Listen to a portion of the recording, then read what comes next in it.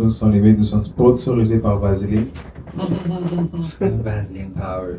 Vaseline peut changer votre vie. Ça adoucit la peau, ça adoucit les lèvres et ça adoucit la voix. Quand tu as besoin de l'huile dans ta gorge, là, tu mets Vaseline.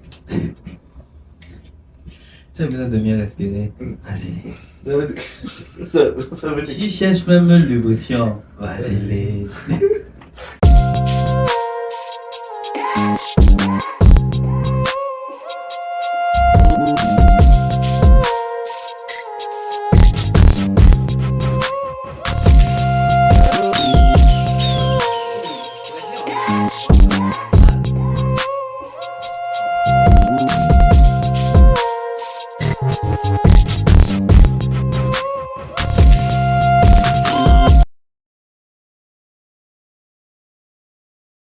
Ça, comment était la semaine, les gars? T'as l'air déjà fatigué. Elle était fatigante, mais elle était bonne. Elle était bonne. J'ai revu un de mes meilleurs clients, un de mes meilleurs patients et tout. Ouais, tout le temps. Vrai? Tout le temps. Ouais, Wow. tout le temps. Lui, écoute, chaque fois que je le vois, il faut toujours qu'il me donne quelque chose. Toi, tu fais des tips, là. C'est pas des cadeaux financiers, c'est des cadeaux matériels comme un livre ou quelque chose comme ça. Ouais. Ouais. Ça, c'est gentil. Ouais, il est plus côté culturel, côté culture, côté. Tradition, genre. Ouais. Ils sont de ça. C'est un Peut-être. intello. Oui. Lui, c'est un historien, mon gars. Il aime être cultivé. Oh, il est très, très cultivé, mon Et gars. il s'est dit, tu aimes être cultivé aussi. Oh oui. C'est pour ça que je me cultive. On se Il cultive. vient de quel pays? Il est français, belge, mais il est plus français que belge. Puis il a vécu partout dans le monde, mon gars. Il a même vécu pendant longtemps au Congo. Oh, wow. Ouais. Wow. Il a aimé Et ça. qu'est-ce qu'il fait? Qu'est-ce qu'il fait à Il est tes route. soins? Ben, c'est mon patient. Ouais, mais comme. Je veux dire, il est là temporairement ou... Non, il a commencé temporairement. Tu fais, comme tu sais, ce qu'il y a une maladie comme. Ouais, Oh, C'est une maladie ou c'est comme des traitements Ouais, de. il a le cancer de la prostate. Oh. Non, mais il est en rémission, c'est bon, là. C'est. Waouh. Il revit, là, genre. Recover, ok. Ouais, et vous, la C'est semaine? quelque chose. Oh, quand même, une semaine assez tranquille. Ben, la routine, là, le travail et tout, là. Rien d'extra, j'ai pas de nouveaux clients, j'ai pas de cadeaux, autrement. So. Yes. Pas de cadeau. Faut que David donne le secret. David, il y a des cadeaux avant Noël, là, tu vois, avant sa fête. Et toi-même? Moi, pour de vrai, ça va. Écoute, je me fais brasser par les enfants. Pour de vrai. C'est du travail deep. Alors, Est-ce que c'est plus épuisant un garçon qu'une fille? Jusqu'à présent? bon, à date, le petit, man, il n'y a pas grand chose à dire du petit. Il fait son cute, il boit, il dort, mais il est exigeant, par exemple. Quand il se réveille pour son lait, c'est now. Comme c'est yesterday qu'il attendait son lait, là. Chut, comme yo, là, on a eu une Naïla avant. Naïla, tu sais, n'importe quel enfant va réclamer son lait, mais tu sais, ça commence tranquillement, hein, puis ça va vers. Bon, lui, c'est. Il y a un timer, là. Il y a un timer, t'as passé le timer, ça y est. La crise commence. La crise commence. Ouais, moi aussi, le mien aussi est comme ça. Puis il est vraiment fort pour de vrai. Bizarrement, là, c'est étonnant comment fort il est là, genre. Des fois, je veux juste l'asseoir pour lui donner son genre, puis il est raidi là de partout, puis crispé, là. Je suis comme, yo, calme-toi là. Bah, yeah, non, c'est. Mais je trouve qu'il a pris du poids. Ouais. La dernière fois. Ouais. Il mastoc. Il mastoc, le petit. Il mastoc, mais il est vraiment chou. Et vraiment, c'est une belle expérience. Avoir un petit garçon, puis tu t'imagines, là, il parle pas encore et tout, whatsoever, mais c'est quelque chose, là. C'est quelque chose. Nana, elle aime son petit frère. Là. Non, ça se voit, man. Elle aime son petit frère. À chaque 2 secondes, petit bisou câlin, petit bisou. Ouais, bisous, câlin. Elle veut lui donner le lait. elle lui caresse la tête doucement, là, et tout. Elle fait tout doux, voilà. Et tout. Depuis qu'elle s'est parlé, là, oh. Ouais. Mais des fois, drôle. elle abuse, là, puis comme elle s'énerve sur nous, genre. Quand on veut pas la laisser, elle est comme, elle s'énerve et tout, parce que non, moi, je veux m'occuper de mon petit frère, mais c'est comme ça, y est, c'est bon, là, c'est pas une poupée, là. Donne-lui son espace. Ah, c'est cute, la dynamique. Et la plus grande, elle est à ses affaires, elle fait ce qu'elle a à faire et tout, on se veut. Et puis, elle passe du temps avec déjà, mais elle se focus plus sur son année scolaire. La 4e année est venue rough, là. Pour eux, là. D'autres histoires bizarres d'école, là, mais. La 4e année. Ouais, la 4e année, ça vient rough. Mais c'est ça, là. Ça fait partie de son développement, maintenant. Passer à une autre étape. Mais c'est une belle atmosphère familiale pour de vrai. Mais ça bouge beaucoup dans la maison. Aujourd'hui, c'est ton anniversaire. Oh, yes, c'est ma birthday. On a déjà dit bonne fête. So, on était les premiers. Je reçois, j'attends tous vos cadeaux. E-transfer. Je vais vous donner mon e-transfer. Yeah. Faites un don. Faites un don. Sans limite, le don n'a pas de limite aussi. Sans limite, voilà. Ouvrez le portefeuille et puis soyez généreux.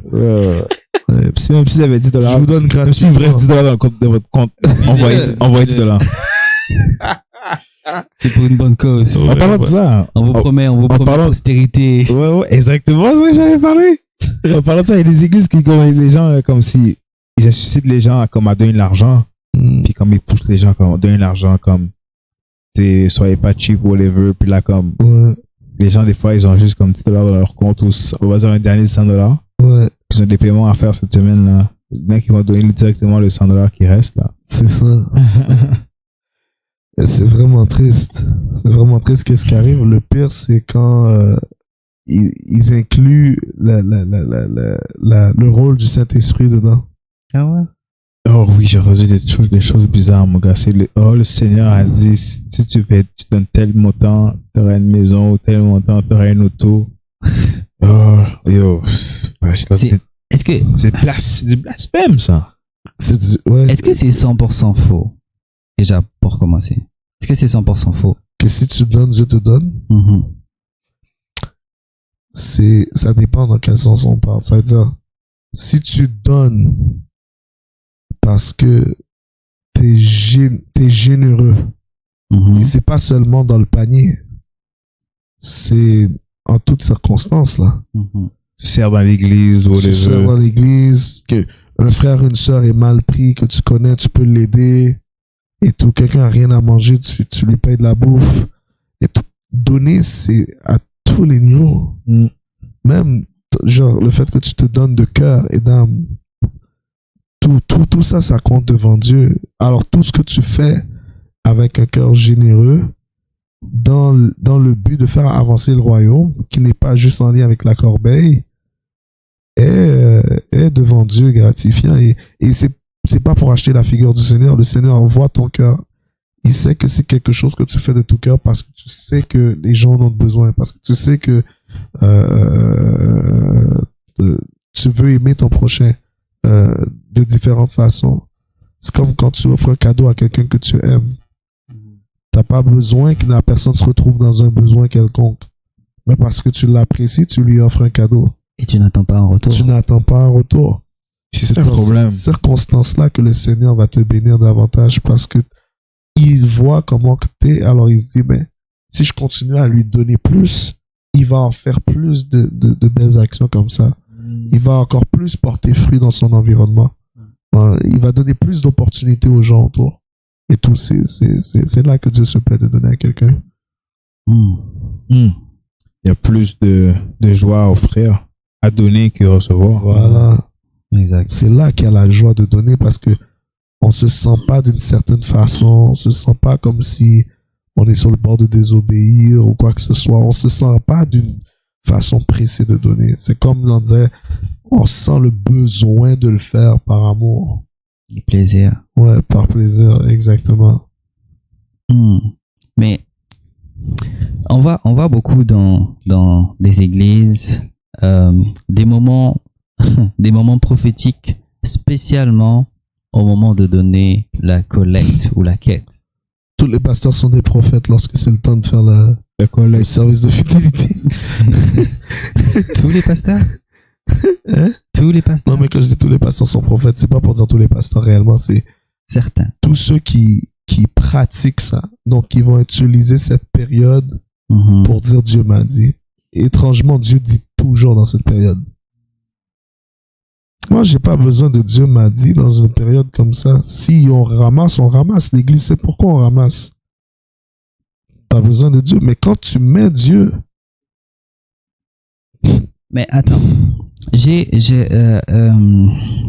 Ça arrive souvent que les églises soient dans le besoin de construire. OK? Ça fait un moment que vous êtes locataire. Ça fait un moment que vous payez la salle et tout.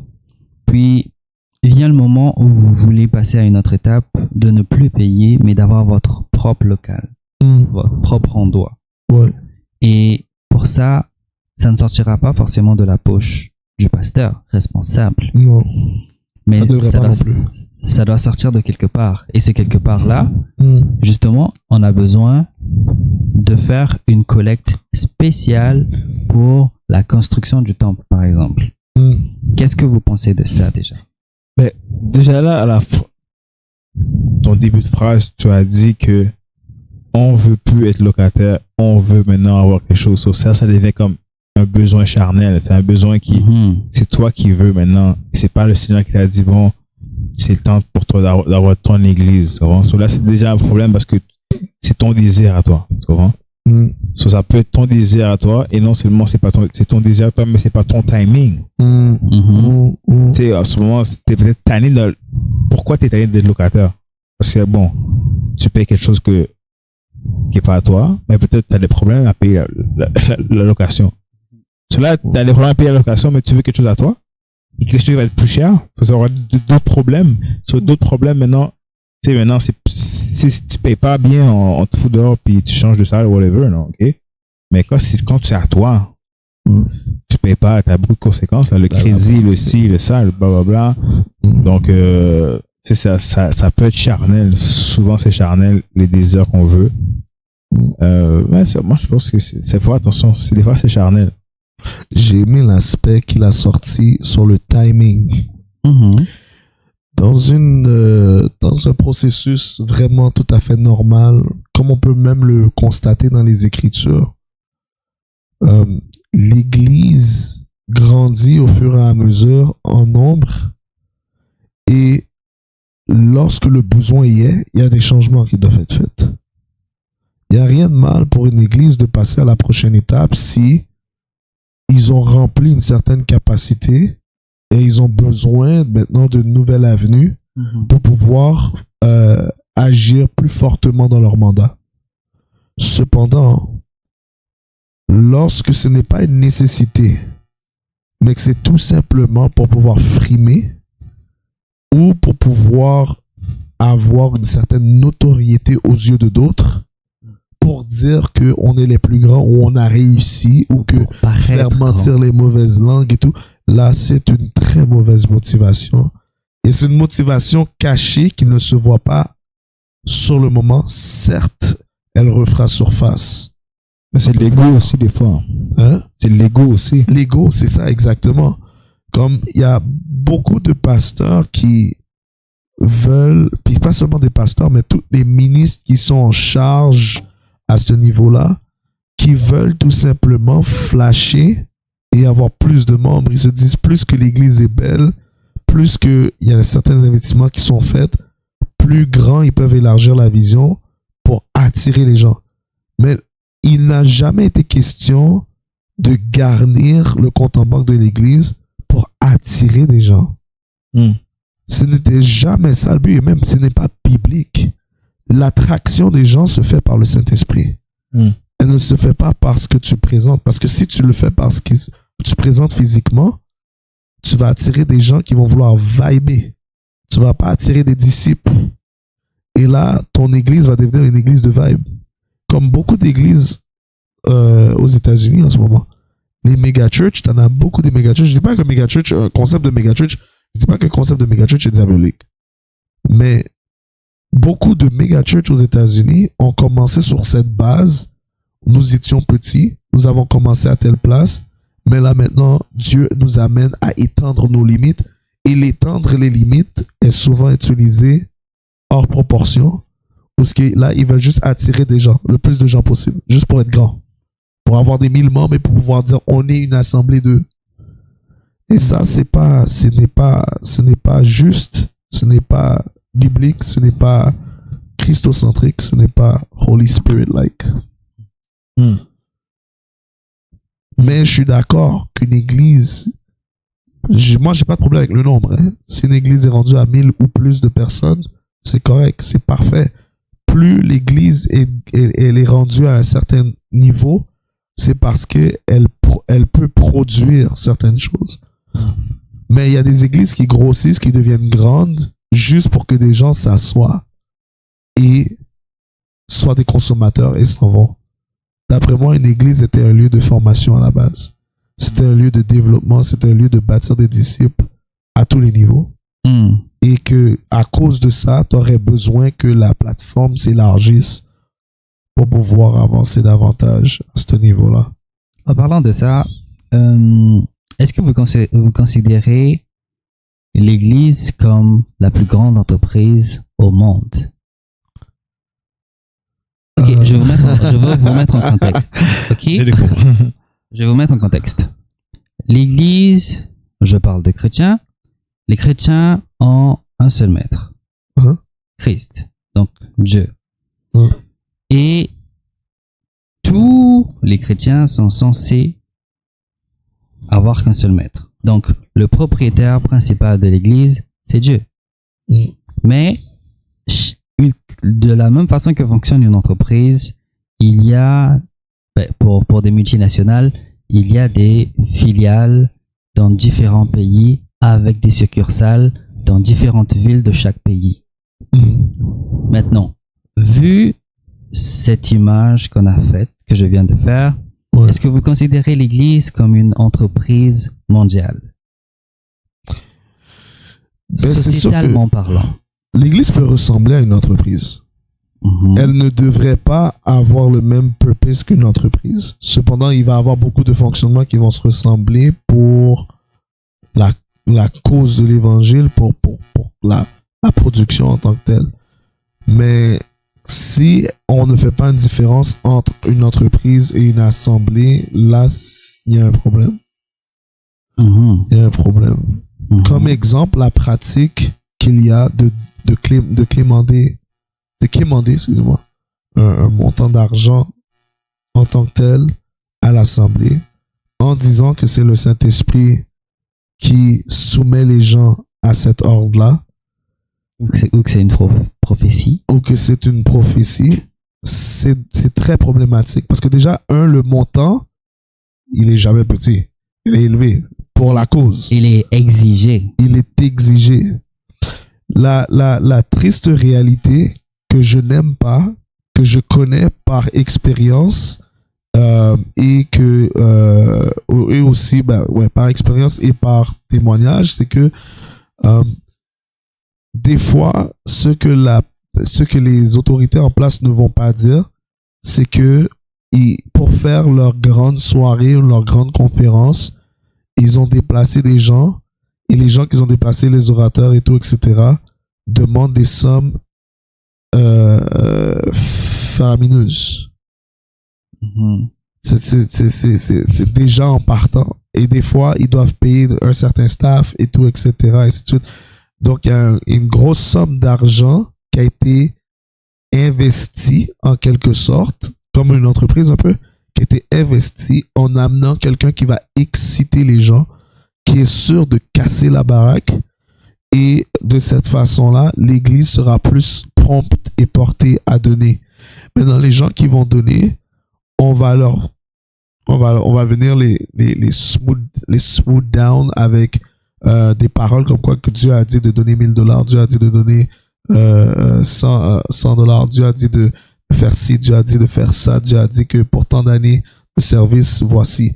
Alors, pour ce genre de déclaration, on va avoir cette attente que les gens donnent le montant d'argent et on va le donner dans une atmosphère émotionnelle où ce que les gens n'ont pas vraiment le temps de réfléchir et doivent prendre une décision sur le tas. Et après ça, lorsque le tout est fini, dans les coulisses, alors que personne ne sait vraiment ce qui se passe, c'est là qu'il va y avoir négociation de qui prend quoi. Donc, la personne qui a été invitée puis qui a amené la chaleur dans l'église, va falloir la payer parce que elle exige d'être payée. Puis c'est des gros montants qu'elle demande. Et après ça, la petite partie, l'autre partie qui reste, les gens en autorité dans l'église vont décider qu'est-ce qu'ils vont faire avec et tout. Mais dans tout ça, ça a pris une façon d'aller chercher les émotions, les sentiments des gens à donner, comme leur dire qu'ils s'ils donnent pas Malachie, on connaît très très bien les passages qui sont sortis, c'est des passages dans Malachie, c'est des passages dans différents textes de la parole. Il y a plus de plaisir à donner que de recevoir. Tout ça va être pris hors contexte, sans comprendre l'historique des personnages visés, et on va l'attribuer à notre réalité d'aujourd'hui pour dire que voilà, c'est une obéissance de donner dans ce sens-là. Donc, et c'est biblique. Et c'est biblique. Donc, à cause de ça, c'est très très difficile maintenant pour les gens de contester cette réalité-là. Et vous imaginez combien de fois que le panier est passé. Imaginez une conférence, ce que vous avez donné 2-3 000 $, 1 000 $, 500 $, 800 $, parce qu'on vous a dit que vous allez débloquer votre destinée. OK? Puis imaginez-vous que demain, vous avez un autre service, vous allez donner encore dans la corbeille. Puis là, c'est l'étude de la parole. Un autre jour, vous allez encore donner dans la corbeille. Puis là, on vous a invité à une église, sœur, et tout, etc. Et il y a un événement là, et on récolte encore dans la corbeille. Vous imaginez le nombre d'argent que vous avez mis à gauche, à droite, soi-disant pour obéir le Seigneur. Est-ce que vous considérez ça comme une sorte de manipulation du peuple? Oui. C'est jouer avec l'ignorance des gens, c'est jouer avec les sentiments des gens, les désirs aussi. L'homme a tous les désirs de on veut la richesse, on veut ci, on veut ça. Donc, en même temps, c'est une manière pas sensibiliser, mais d'atteindre les gens. Donc, c'est ça, je pense. Hein? Ouais. C'est l'astuce qui est utilisée. Elle doit souvent être dans l'émotionnel. Il faut qu'il y ait un événement excitant. Il faut qu'il y ait un événement. Faut qu'il y ait une parole de conscientisation et tout. Il y a un très gros scheme là dans tout ça là. Et des fois, je vous dirais que les gens, c'est pas tout le monde qui fait cette pratique là qui comprend vraiment toute la manipulation derrière. Il y a des gens qui eux-mêmes pratiquent ça, sont victimes de ce qu'on leur a appris dans le ministère. Ils l'ont normalisé en fait. Ils l'ont normalisé dans le fond. Pour eux, c'est normal. Ils ont vu ça depuis qu'ils sont jeunes. Ils se posent pas la question de est-ce que c'est correct, est-ce que c'est pas correct.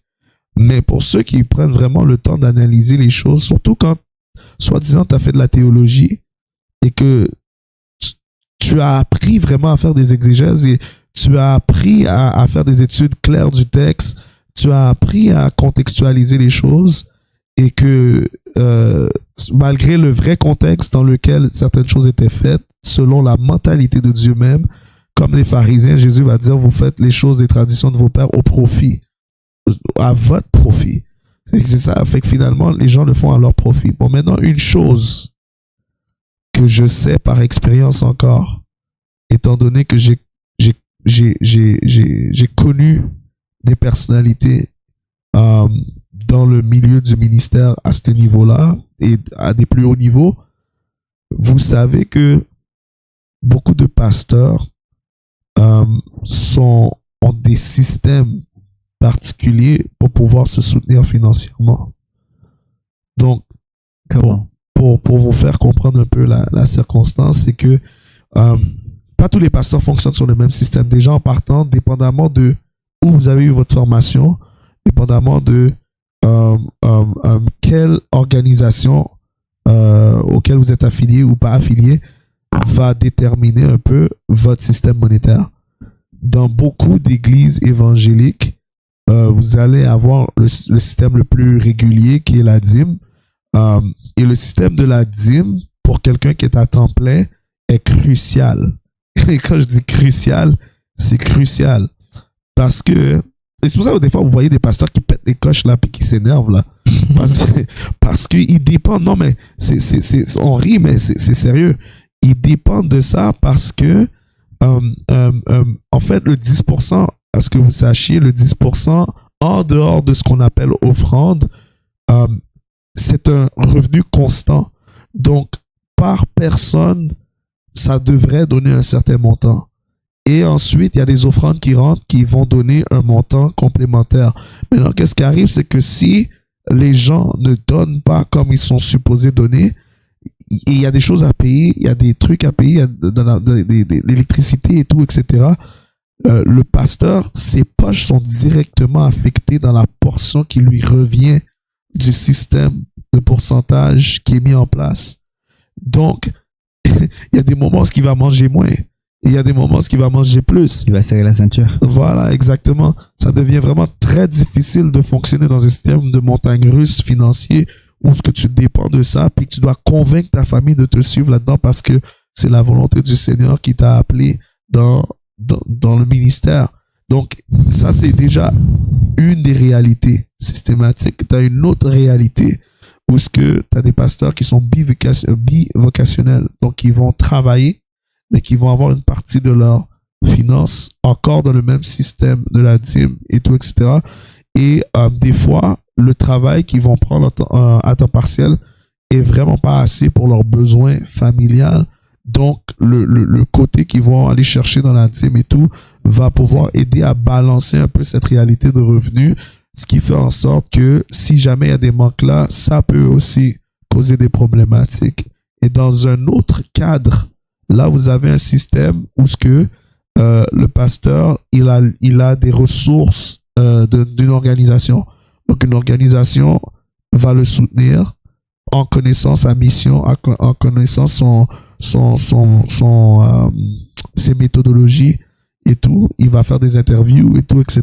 pour pouvoir vraiment déterminer qu'il est apte à pouvoir recevoir des fonds. Il va recevoir des fonds en plus d'avoir le soutien de l'Église et pourrait même travailler en plus de ça. Dans d'autres cas, il travaillera pas.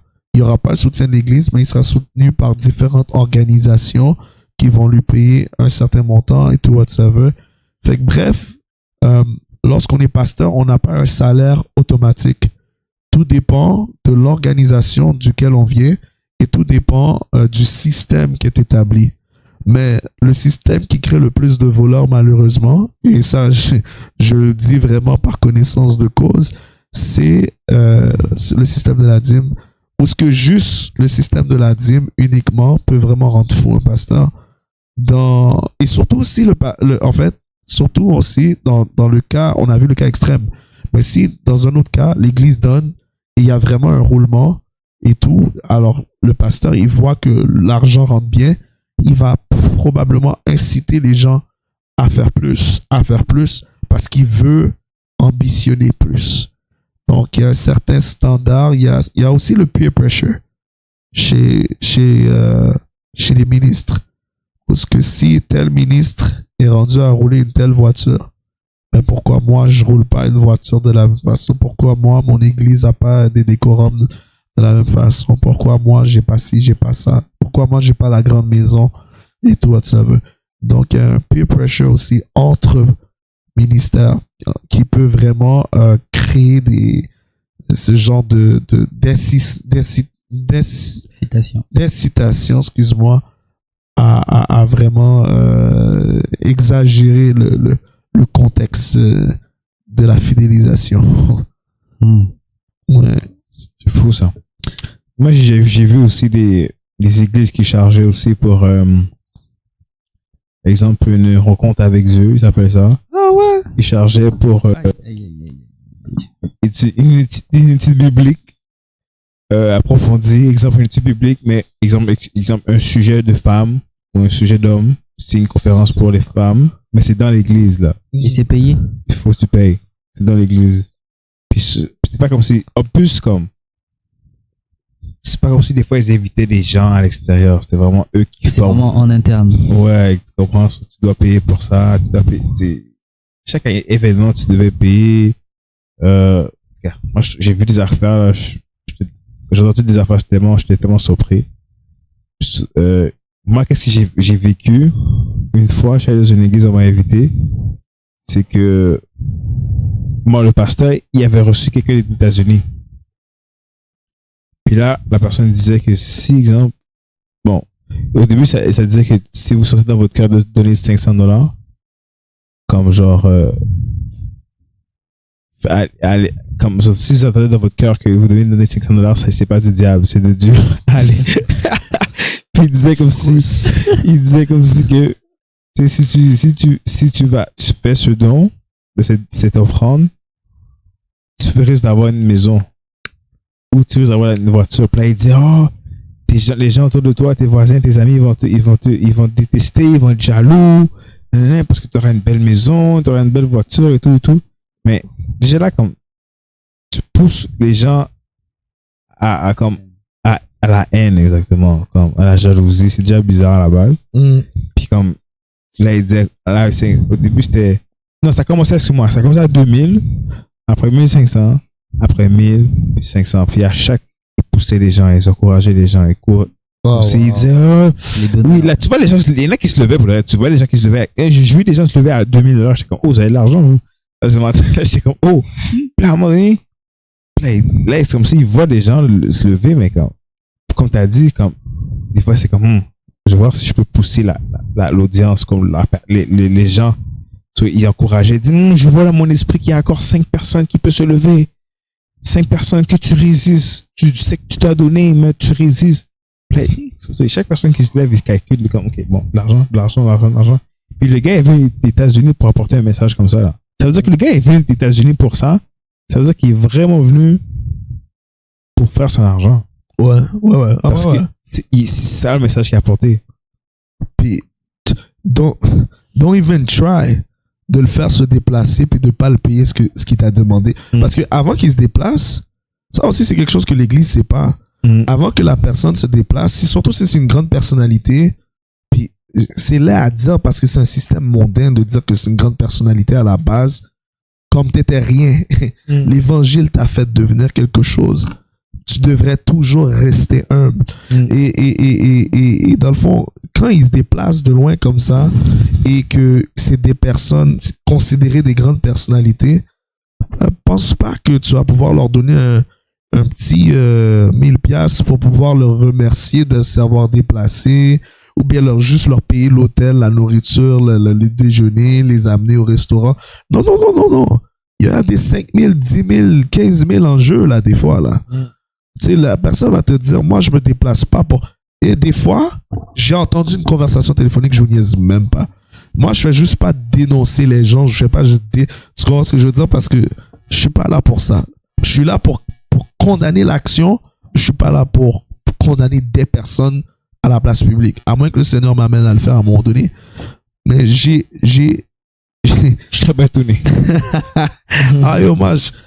Ce que Dieu veut faire, je vais le faire. Mais tu vois, j'ai surpris une conversation téléphonique parce que la personne qui était invitée a déclaré qu'elle ne se déplaçait pas en bas de tel montant. On parle de milliers. C'était pas des centaines, c'était des milliers. Mais dans ma tête, je suis en train de calculer. Mais comment tu as décidé? C'est pas le Saint-Esprit, non? Tu n'as pas prié, tu n'as pas eu le temps de recevoir l'offre et de faire, bon Seigneur, qu'est-ce que tu penses? Non! Voici mes honoraires. C'est live. Voici mes honoraires. La Bible dit que un ouvrier recevra son salaire. Alors, chaque travail mérite un salaire. Mérite son salaire. Un ouvrier mérite son salaire. Alors, tu as décidé que tu ne te déplaces pas en dedans de temps et tu es fixe là-dessus. Et si on te paye ça et plus, là, tu vas te faire un plaisir de venir. Ton sourire, ton amen, gloire à Dieu, je suis content d'être avec vous et tout. C'est pas du show. C'est pour l'argent. Ton amen, c'est parce que tu portes l'argent. Et les gens bêtent. Malheureusement, les gens s'excitent. Ouais, je vais rentrer dans ma destinée et tout. C'est pitoyable quand on pense que les païens n'ont pas besoin de faire tout ça pour être prospères. Non, attends, mais je vais rester dans ce point-là. Tu as dit que ils payent pour leur destinée et tout, pour être prospères et tout. Mais quand ils réalisent que c'est pas le cas, ça détruit beaucoup de fois. Hein. Ça détruit. Oh oui. J'ai des gens là, j'ai dû ramasser à la petite cuillère là, moi, après des fausses promesses comme ça et tout, whatsoever, surtout parce que les gens sont jeunes. Aujourd'hui, la génération de plus en plus jeune qui va à l'église, qui essaie de comprendre comment ça fonctionne avec Dieu et tout. Oui, le Seigneur bénit. Oui, Abraham était béni. Oui. Puis malheureusement, on va prendre leur histoire. Mais regardez leur histoire. Jamais ils ont couru après l'argent. Jamais ils ont eu à faire des choses qui étaient demandées par le Saint-Esprit. Il n'y a jamais eu une fois. Ce n'est pas biblique. Et souvent on dit, lorsque tu marches avec Jésus, garde tes yeux sur la parole. Regarde ce que la parole dit.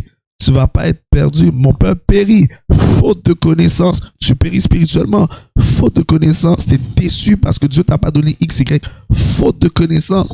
Mais ça, c'est juste beau à entendre un speech un dimanche matin, mais les gens ne le pratiquent pas vraiment.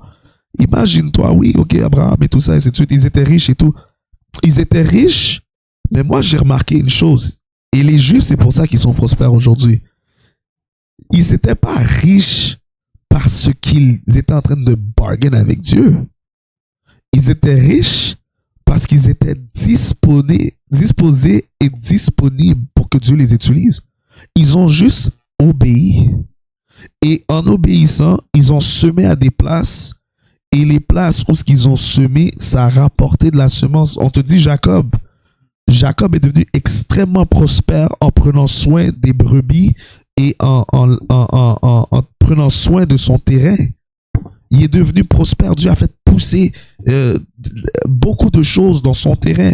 Dieu lui a donné beaucoup de bêtes en bonne santé, avec vigueur, avec force et tout, ainsi de suite. Ça valait beaucoup financièrement. Et là, dans le fond, tout ce qu'il avait à faire, peut-être, c'est soit de trade ou whatsoever. Je ne sais pas ce qu'il aurait à faire et tout. Mais c'est comme ça. Ça a été investissement. C'est quand tu regardes, tu traduis un peu le langage biblique, ça a été de l'investissement. Ils ont investi, ils ont obéi, ils ont marché selon les principes de Dieu, ils ont récolté. Tout simplement. Les principes n'étaient pas de donner à un ministère, de donner à un pasteur, de donner.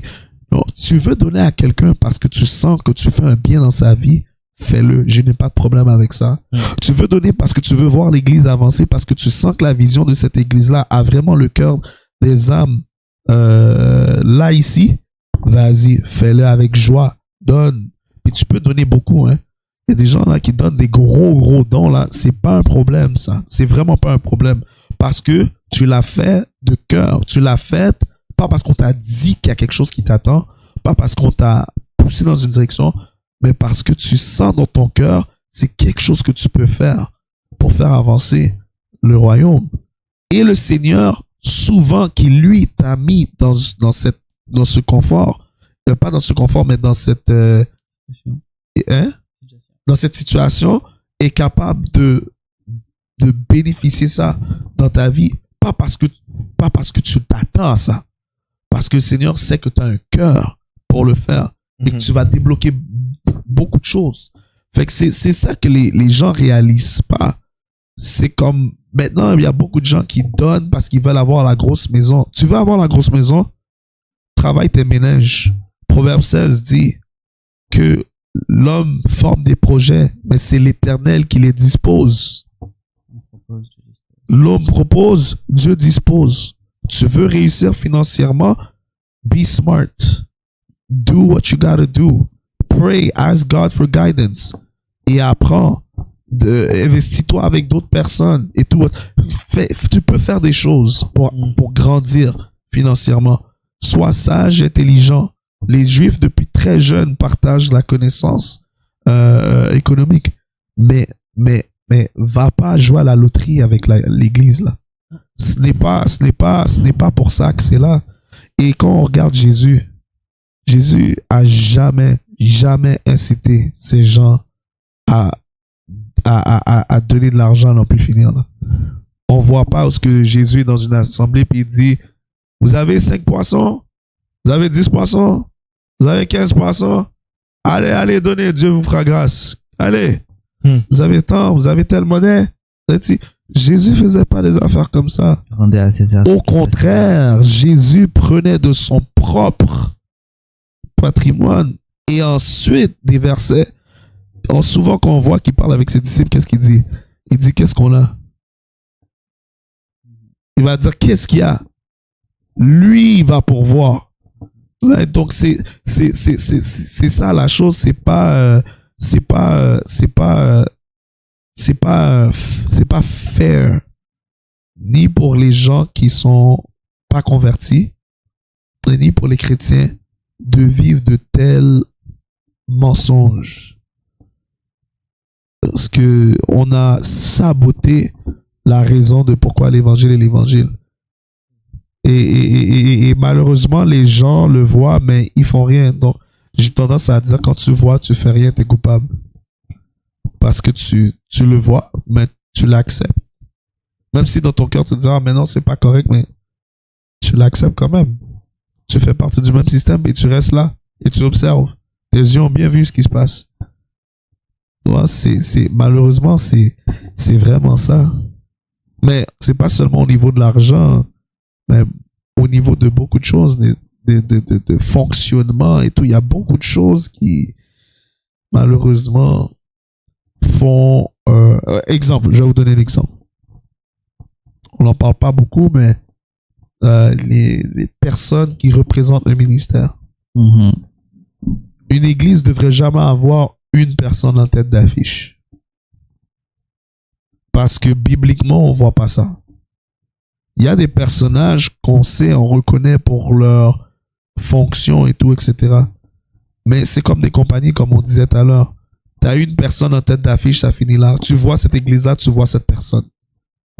Tu es le CEO de l'église. Ça ne marche pas, là. Le seul CEO de l'église, c'est Christ. Il n'y a jamais une personne dans un milieu où j'étais avec d'autres serviteurs de Dieu. Ils appelaient ça des one-man show, des one-king pastor. C'est problématique, ça. Wow. Parce que tout tourne autour d'un seul visage. Si ce visage n'est pas là, l'église ne fonctionne pas. Et même quand l'église fonctionne sans la présence de cette personne, je veux dire, en concret, là, sur le moment, elle n'est pas aussi populaire si la personne n'est pas là, ou elle n'est pas aussi prenante si la personne n'est pas là. Il y a des fois, des gens ne viendront pas à l'église s'ils savent que cette personne-là est en vacances ou en voyage. Et vous venez pour qui? Vous venez pour le pasteur? Vous venez pour qui? Voilà. Parce qu'on a habitué l'église à ce que si c'est moi, si c'est pas moi, c'est rien. Non. Mais des serviteurs de Dieu, lorsque tu es un vrai serviteur de Dieu, tu devrais, même quand tu n'es pas là, tous les gens qui font le travail, on serait supposé être capable de sentir que Dieu est là de la même façon. On serait capable de... tu prêches, mais même si tu prêches pas, quelqu'un d'autre prêche, on est capable de sentir que la vitalité de la parole est toujours là. La passion, et même au contraire, on devrait même apprécier la présence de d'autres personnes.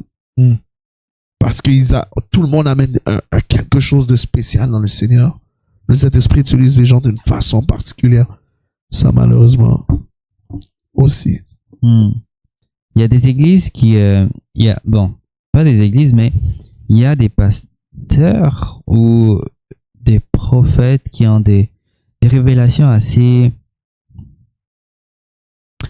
délicates concernant la famille.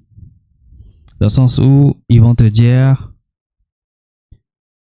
la personne qui t'a accouché, par exemple ta mère, c'est elle qui est la cause de tes malheurs. Puis ils vont ils vont vraiment te laver le cerveau dans ce sens-là.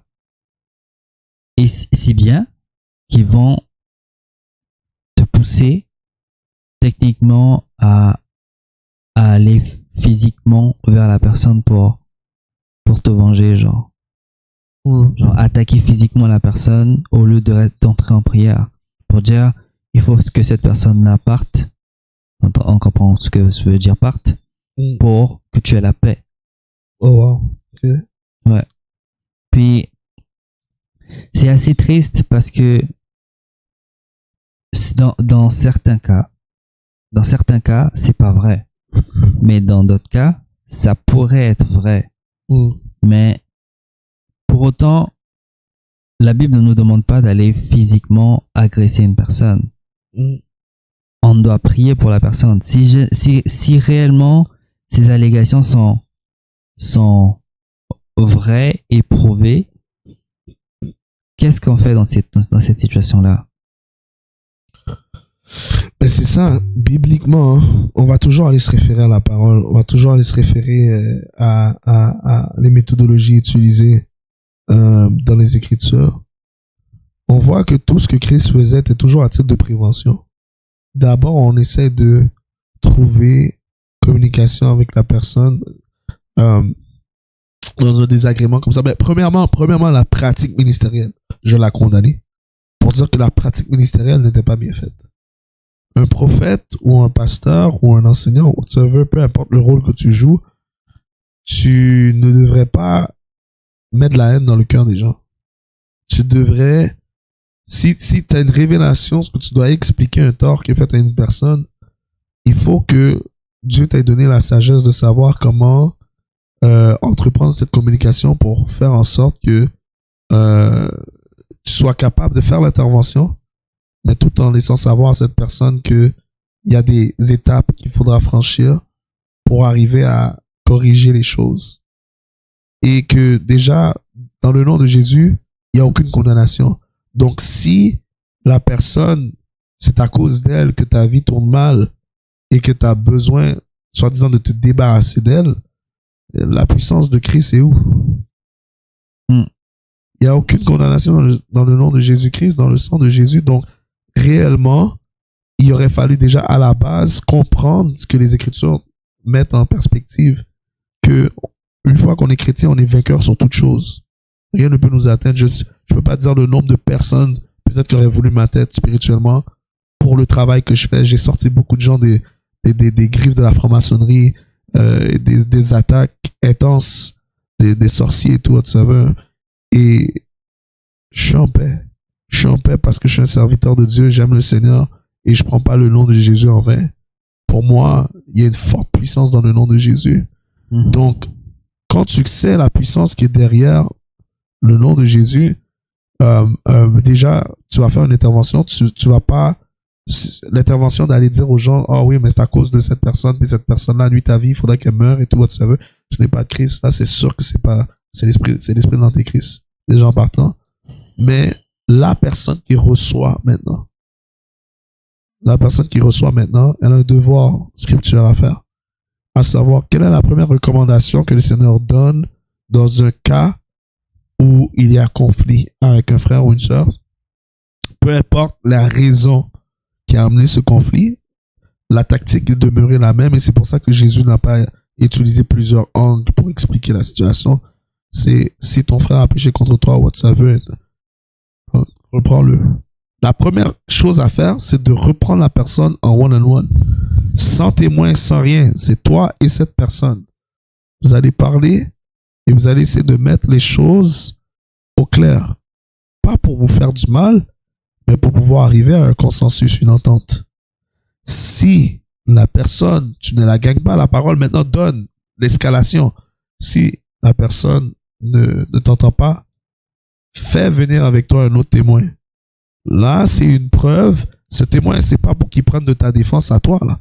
Ce témoin, c'est qu'il soit neutre dans la situation, soit capable de voir réellement qui essaye de collaborer puis qui n'essaie pas de collaborer. Ça, c'est la deuxième partie de l'escalation. Maintenant, si, malgré que le témoin est là, la situation perdure et la personne ne cherche pas la paix et la situation s'envenime, on doit amener ça devant les autorités. C'est-à-dire, on doit amener ça devant des gens de maturité ils ont un certain degré de ministériel, qui sont capables d'avoir une intervention vraiment selon comment Dieu voudrait que la chose soit débattue, réglée et tout, tu veux. Jamais pour donner raison juste à une partie, mais juste pour faire comprendre qu'il doit avoir un consensus et qu'il y a des témoins vraiment à ce niveau-là qui sont capables de répondre. Et si vraiment, still, ça ne marche pas, et la personne vraiment, là, on peut témoigner qu'elle est evil, elle veut vraiment pas changer, c'est son cœur qui est mauvais, ben, cette fois-ci, exposez-la devant l'assemblée, totalement.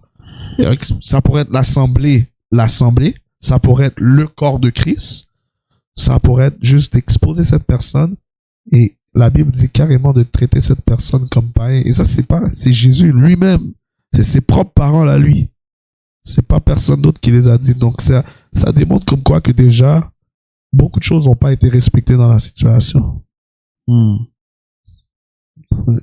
pense que ça conclut à toutes nos questions. Et les choses qui dérangent dans l'église aussi, les perceptions, les idées, surtout concernant l'argent. Ben oui.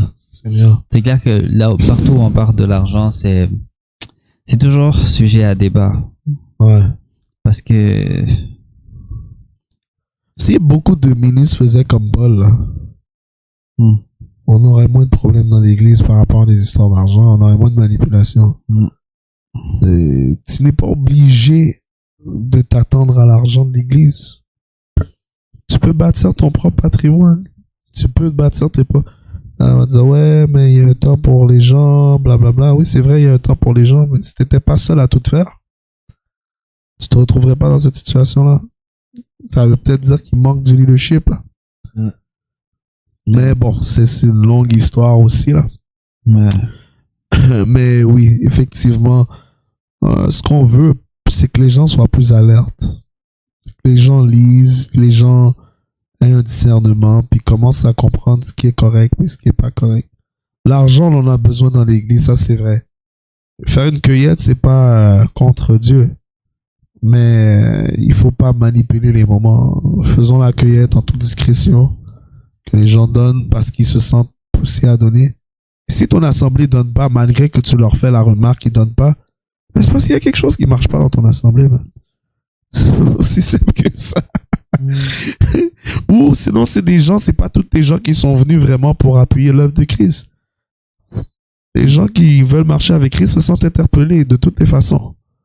Sans qu'on ait besoin de leur mettre un gun à la tête, là. Alors, lâchez le fusil, les frères. C'est bon, là. En tout cas, ainsi s'achève notre épisode. Yes. J'espère que vous avez aimé l'épisode. C'était un épisode assez centré sur l'église. Puis, en tout cas, laissez un commentaire si vous avez des choses à rajouter. Si jamais vous aimerez parler d'un sujet en particulier, laissez-le en commentaire. Ça nous fera plaisir de les lire. Puis, on pourra en parler le moment venu. Sur ce, on se dit à la prochaine et bye bye. Bonne soirée. Take care.